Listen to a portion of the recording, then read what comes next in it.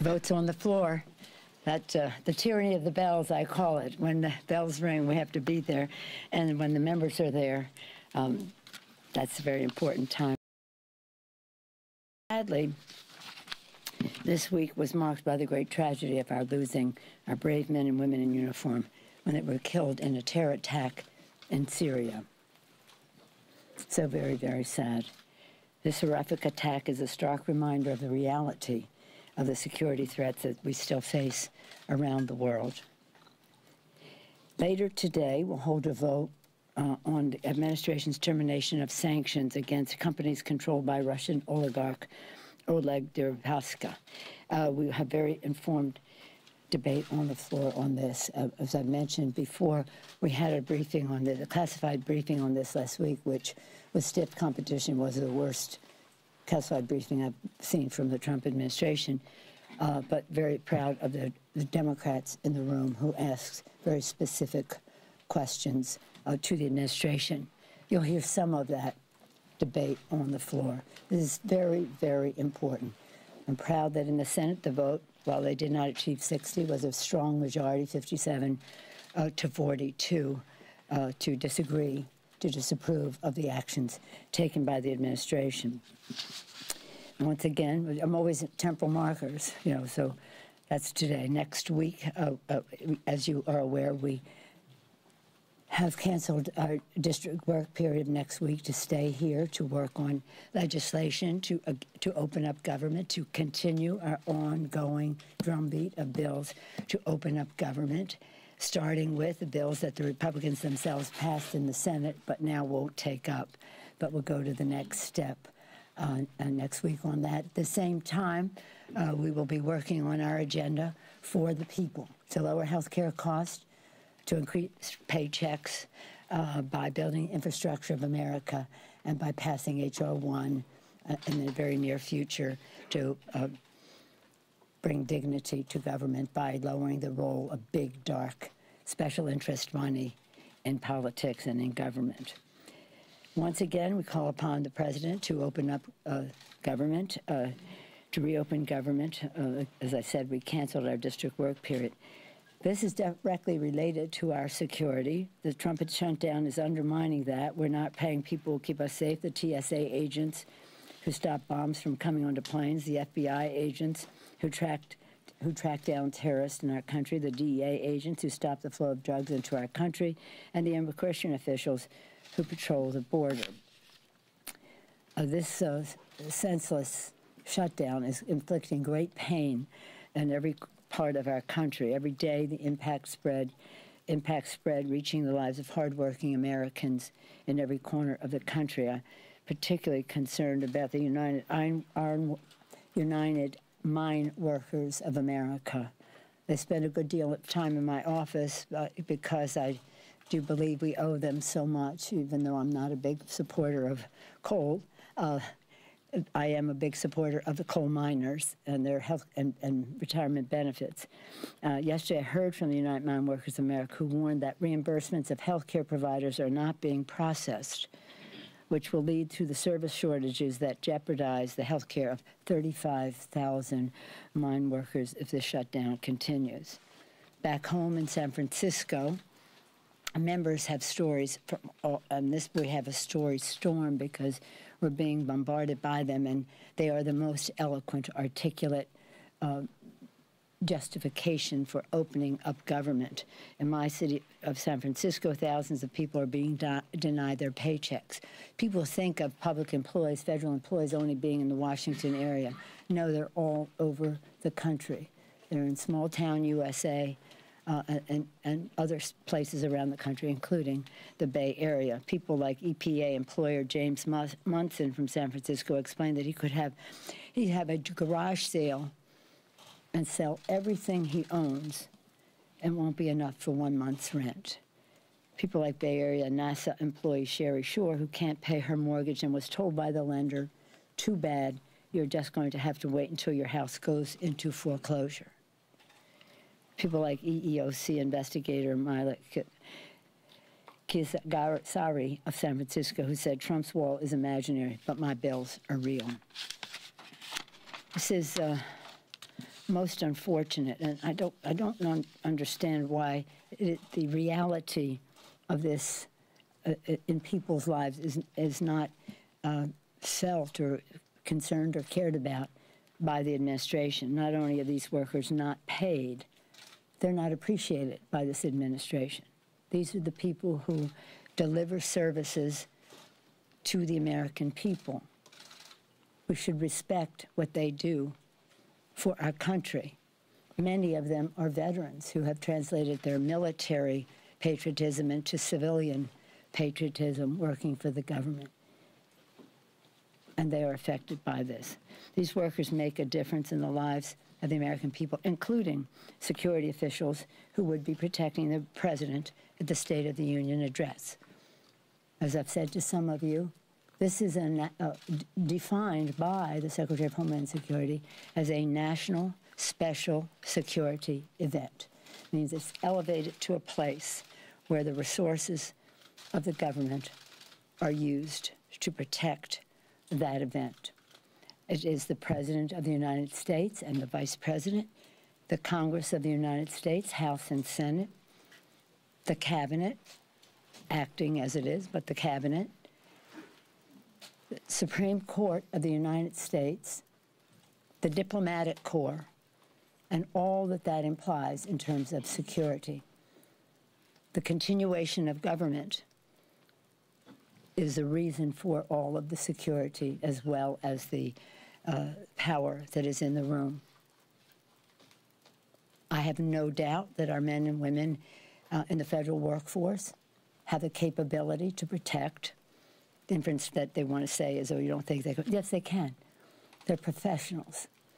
They trained for this. They should be paid for this. And that's why I said to the president,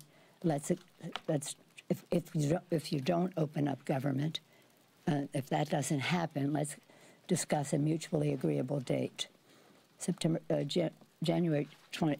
The date of the State of the Union is not a sacred date. It's not constitutionally required. It's not any president's birthday. It's not anything. It is a date that we agreed to. It could have been the week later. And it could be the week later if government is open. So it isn't as if that date is sacred for any reason. It was one that was negotiated. What works for you, what works for our schedule on both sides of the aisle. So I just want to make it clear, there is no reason for this to happen. We are over and over again put forth an agenda for protecting our border. It's the oath we take to protect and defend. Securing our borders is a very important part of that. The president says there are all these drugs coming into the country. 90% of the drugs coming over the border come through the ports of entry. And so we have said again and again, let's build the infrastructure of the ports of entry or maybe increase them.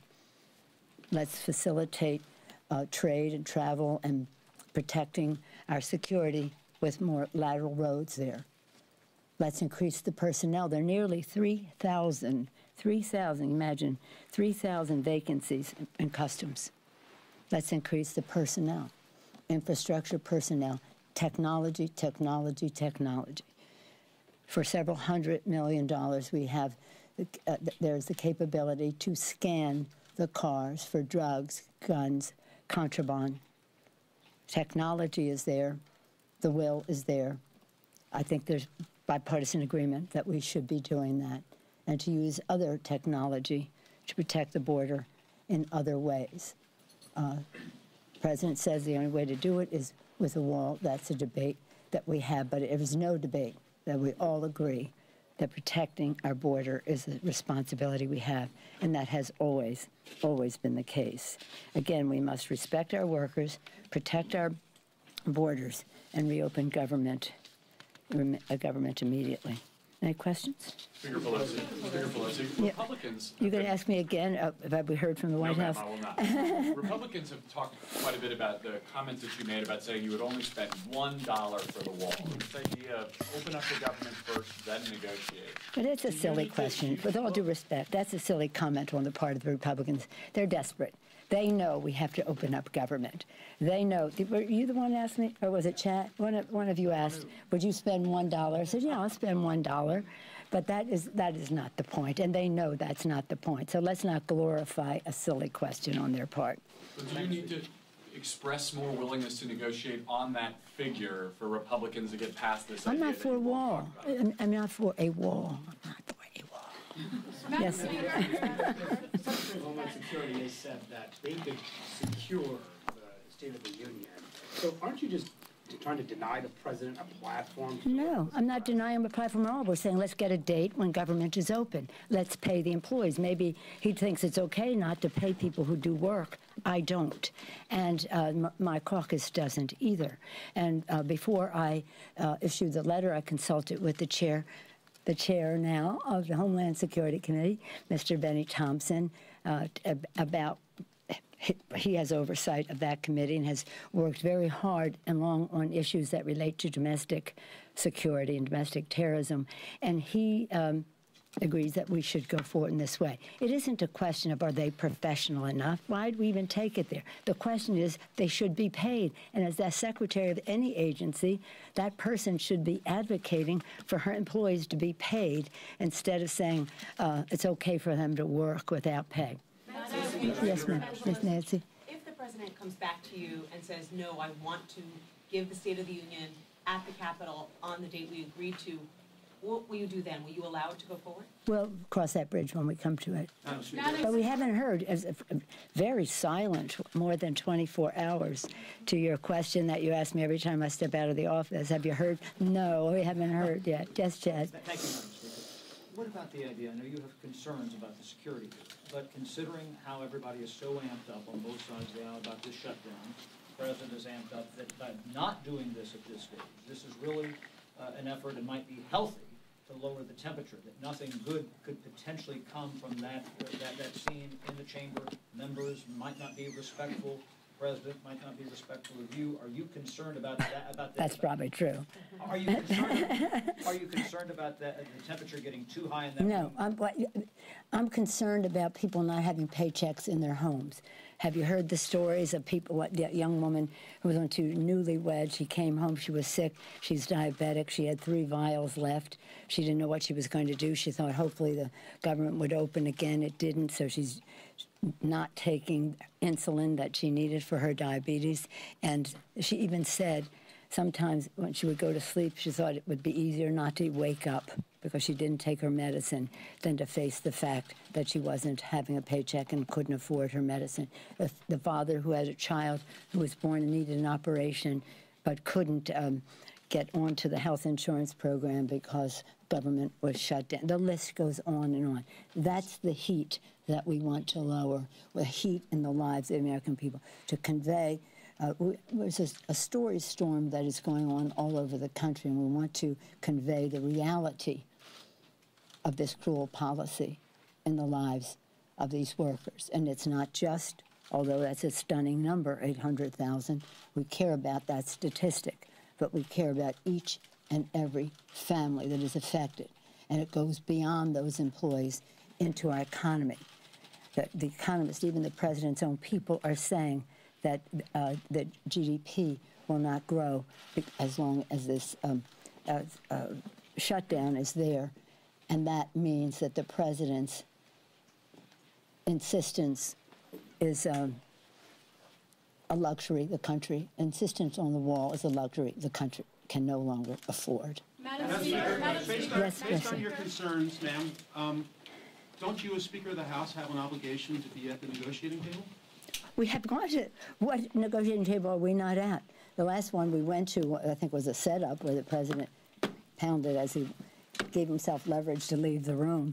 But no, we're at the negotiating table, and I've never discouraged anybody from not accepting an invitation from the President of the United States, and some of our folks were there yesterday, so I don't know which meeting you're talking about that we're not at. Well, there don't appear to be any active talks, and so if Congress has the power of the purse, couldn't you just say, fine, I'll give you some money for border security, here's how you're going to use it? Well, that's what we have been saying. Perhaps you missed it, and perhaps we weren't clear enough, so I'll take responsibility for that.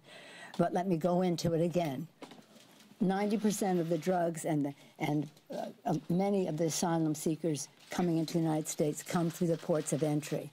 We're saying use resources. And by the way, in the last Congress, before we adjourned, we gave the administration exactly what the department asked for,